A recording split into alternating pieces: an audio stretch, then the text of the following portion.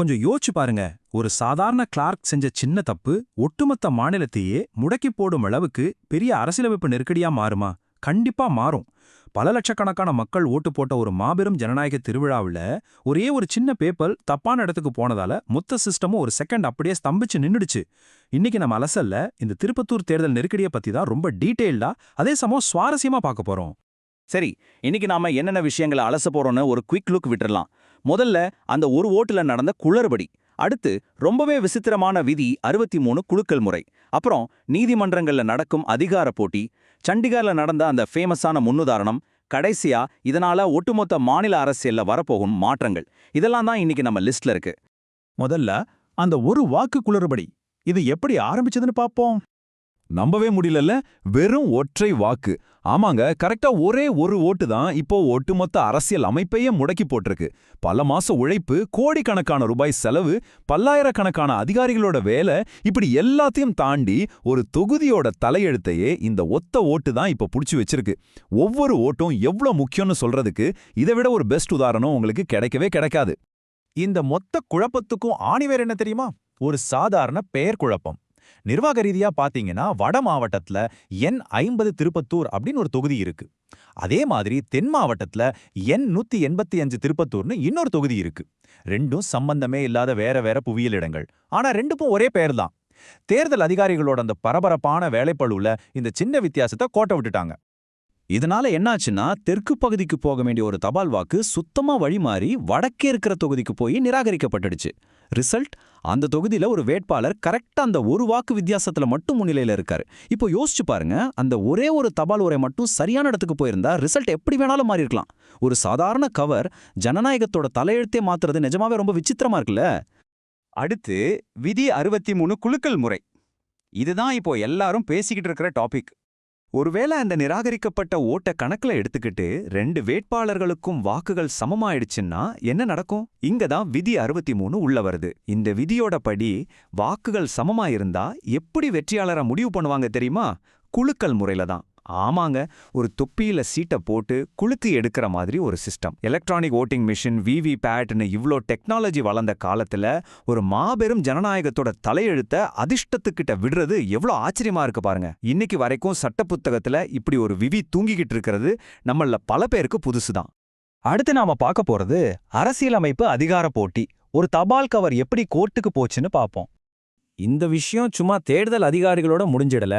ஒரு தரப்பு என்ன சொல்றாங்கன்னா, இது ரொம்ப அசாதாரணமான சூழ்நிலை, அதனால உடனடியாக உயர்நீதிமன்றம் தன்னோட சிறப்பு அதிகாரத்தை பயன்படுத்தி தலையிடணும்னு ஆணித்தரமா வாதாடுறாங்க.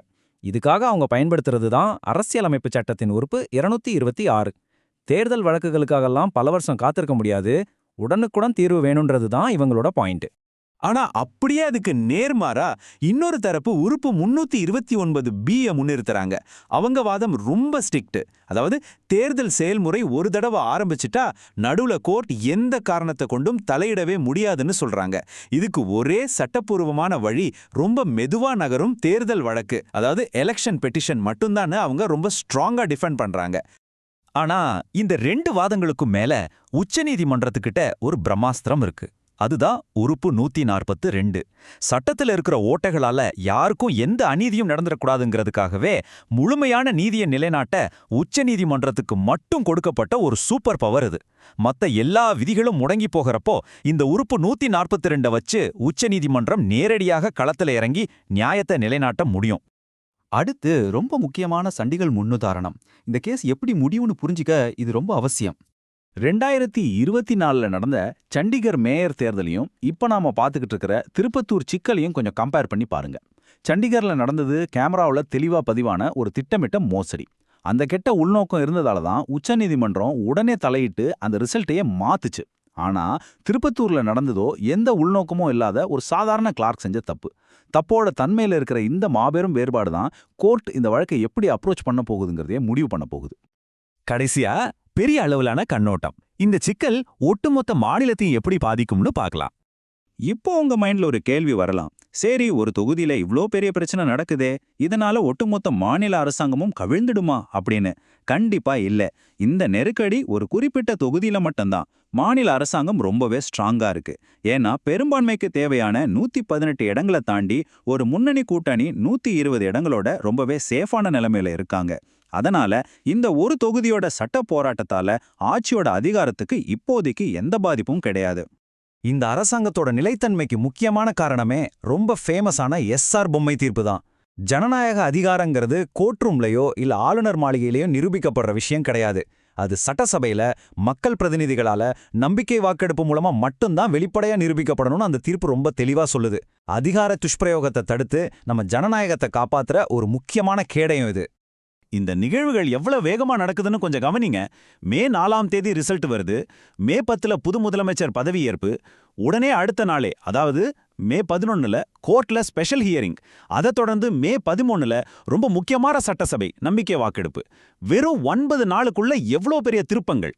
நெருக்கடியான நேரங்கள்ல நம்ம ஜனநாயகத்தோட சக்கரங்கள் எவ்வளவு ஸ்பீடா சுழலுதுங்கிறத இந்த நிகழ்வுகள் நமக்கு அப்பட்டமா காட்டுது.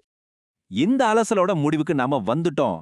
பழமையான தேர்தல் விதிகளுக்கும் பறந்து விரிந்த நீதிமன்ற அதிகாரத்துக்கும் இடையில இருக்கிற இந்த சென்சிட்டிவான பேலன்ஸ் எதிர்காலத்துல நம்ம ஜனநாயகத்தோட நேர்மையை எப்படி மாத்தி அமைக்க போகுது? கொஞ்சம் யோசிச்சு பாருங்க. ஒரு சாதாரண கிளார்க் செஞ்ச பிழையில ஆரம்பிச்ச இந்த பயணம் இன்னைக்கு ஜனநாயகத்தோட ஆணிவேறு வரைக்கும் நம்மளை கேள்வி கேட்க வச்சிருக்கு. இது வெறும் ஒரு தொகுதிக்கான பிரச்சனை இல்ல, ஒட்டுமொத்த அமைப்புக்குமான ஒரு பாடம். இந்த சிந்தனையோட இன்னைக்கு நம்ம விடைபெறுவோம். இன்னொரு சுவாரஸ்யமான அலசலில் சந்திக்கலாம்.